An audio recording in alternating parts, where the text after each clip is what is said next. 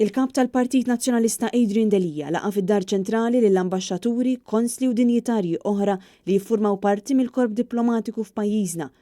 Awgurji li jingħataw kull sena għas-sena li tkun għadha kif bdiet. Fid-diskors li għamel il-kap tal-Partit Nazzjonalista semma diversi kwistjonijiet mhux biss li affettwaw direttament ir-relazzjoni ta' pajjiżna ma' pajjiżi oħra, imma anke dwar kwistjonijiet ta' tħassib serju internazzjonali bħalma hu t-tibdil fil-klima. Adrian Delija qal li hemm bżonn ta' miżuri serji biex niġġieldu t-tibdil fil-klima għaliex ċertu effetti id-dinja tesperjenzhom issa. Kien hawn fejn semma l-impenn li l-Unjoni Ewropea trid tkompli tenforza.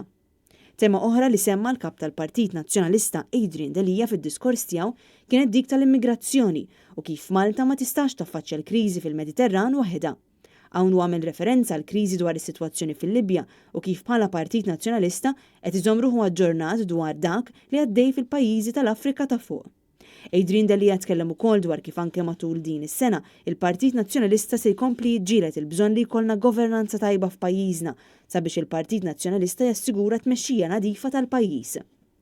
Il-kap tal-Partit Nazzjonalista Adrian Delija kien akkumpanjat mid-deputati Claudette Buttigieg, Kristi Debono u Carmi Mifsud Bonnici, kif ukoll mill-Viċi Kap tal-Partit tal-Ħidma Parlamentari David Agius u Rosalind Borch-Knight, Segretarju Internazzjonali tal-Partit Nazzjonalista. Intant aktar kmieni matul il-ġurnata, il-korp diplomatiku kellu laqa f'Kastilja mal-Prim Ministru Roberta Bela flimkien mal-Ministri u Segretarji Parlamentari. Il-Prim Ministru qal li jixtieq li pajjiżna jkompli jaħdem biex iżomm relazzjonijiet tajbin mal-pajjiżi u bħala parti minn dan l-impenn Malta jkommessa li tiftaħ ambaxxata fil-Ġappun filwaqt li tejjeb ir-relazzjoni diplomatika mal-Amerika Latina. Il-Prim Ministru Abela tkellem ukoll dwar is-sitwazzjoni preżenti fil-Libja u qal li pajjiżna jrid jaħdem biex jassigura paċi u stabbiltà f'dan il-pajjiż.